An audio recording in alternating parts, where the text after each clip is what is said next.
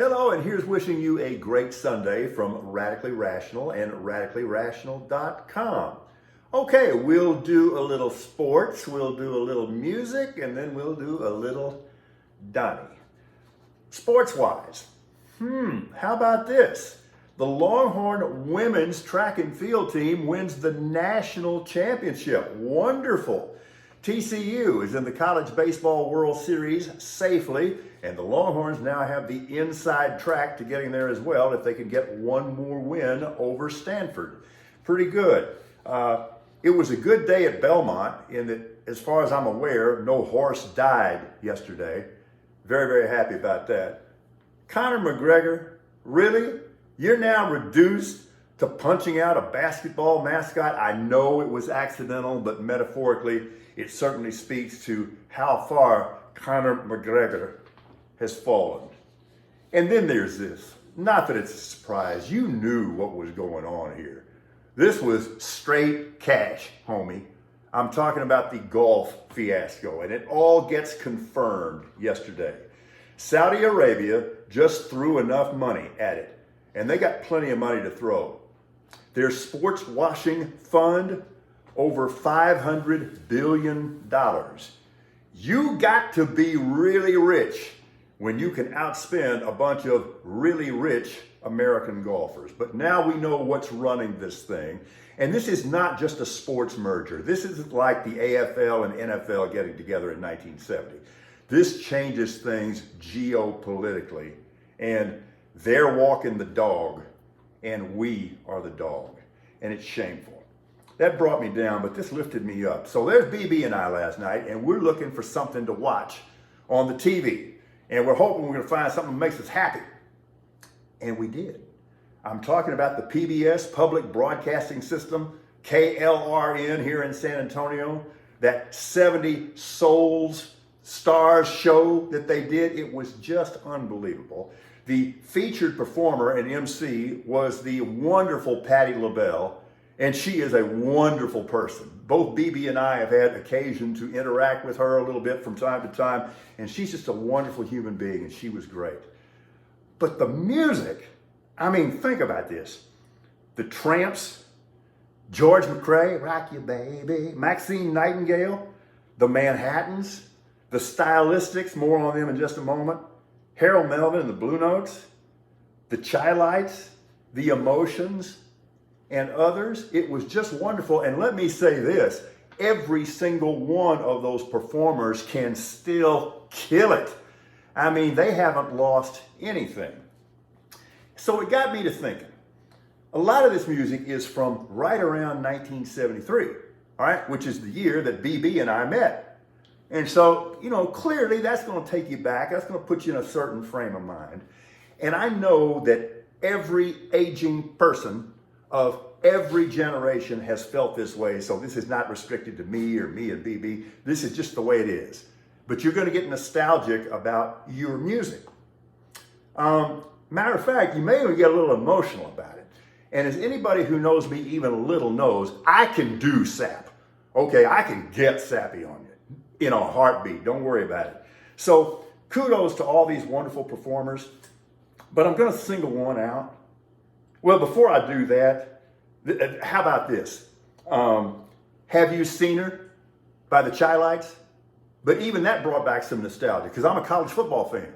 So when that was out, you talk about misheard lyrics. The first time I heard Have You Seen Her, I thought they were singing about the Penn State quarterback. Chuck Fusina, Chuck Fusina. It turned out that wasn't the case. But the Stylistics, like, bet you by golly, wow. Woo! I told you I can do the sap thing. But it really it brought me down a little bit for this reason. There was a gentlemanliness about that music. There was a courtliness about that music. And more than anything else, there was a goodness. I miss it. I miss it. Okay, so there's Donnie being Donnie. And so he's out on the campaign stump, a couple of days after becoming the first president or ex-president to face federal indictments. And the first thing he says, and it's so predictable, they're not coming for me, they're coming for you. Because he leads his sheep around by the nose. You'd have to be either a hopeless cultist, incredibly gullible, or just willing to overlook anything to feel that way. But I do want to set him straight, Donnie. You're dead wrong, Donnie. Dead wrong, comma, Donnie, and we're going to call you dead wrong, Donnie, because we are coming for you. Make no mistake, we're coming for you. And you're going to get convicted because you committed felonies, heinous felonies, treasonous felonies, and you're going to go to the can because nobody is above the law. And so immediately he starts attacking the Department of Justice and Jack Smith.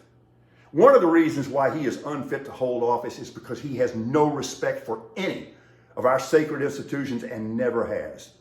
And this was hilarious. He goes off about Jack Smith and actually that perfectly constructed short message that he delivered on Friday. And he goes, "Did you see Jack Smith? He was shaking." Dude, are you kidding me? That guy was cooler than the other side of the pillow. He was driving that train, and you are now currently the caboose. Don't tell me that. Don't tell me that. This isn't about political partisanship. It's about felonies. All right, and the predictable whataboutism, we're going into the whole Hillary Servergate thing, and there's Kevin McCarthy saying it, there's DeSantis saying it, there's even Pence saying it to the degree that he has any huevos at all. He'll just kind of dabble in there and then just chicken out. But this comparison, this whataboutism, this false equivalency, oh hell no. Don't even start. By way of full disclosure, I'm not a Hillary Clinton fan. I never have been, and I'm not an apologist. And let's get this straight with no equivocation. She screwed up. Period. There's no doubt. But that's where the similarity ends. Because Trump did not get indicted for removing and retaining documents. He got indicted for failing to return them when lawfully ordered to do so. And he got indicted for conspiracy. And he got indicted for lying to authorities, including the FBI. Again, make no mistake, and if you deny that I say this, I'm gonna get in your face. Hillary Clinton screwed up. I was about to use a stronger word. That's where the similarity ends. She didn't resist anything. She didn't obfuscate anything. She did not damage documents. She did not hide them. She did not engage in a conspiracy to hide them. There are no similarities here whatsoever. And understand, she paid the price. What price did she pay? It cost her the presidency, pure and simple. And you can go back and look at 2016 and you can look at the run up to that election, and that alone cost her the presidency. And maybe it should have. I don't know. But this idea that these two situations are at all similar or analogous, go sell that crap somewhere else. And Trump's hypocrisy and selective amnesia, do you realize that this guy in the weeks leading up to the 2016 election, he made that his cornerstone issue? In my administration, we're going to take absolute care of classified documents. There will be no tolerance whatsoever. And then you do this. How much of a lackey do you have to be to ignore that or pretend that that didn't happen? Please stop with the false equivalency, because the scenarios are not equivalent. These are felonious criminal acts. They are fully documented. The facts are indisputable. And this is a fact too, Donnie. Don't kid yourself. We are coming for you. We are radically rational.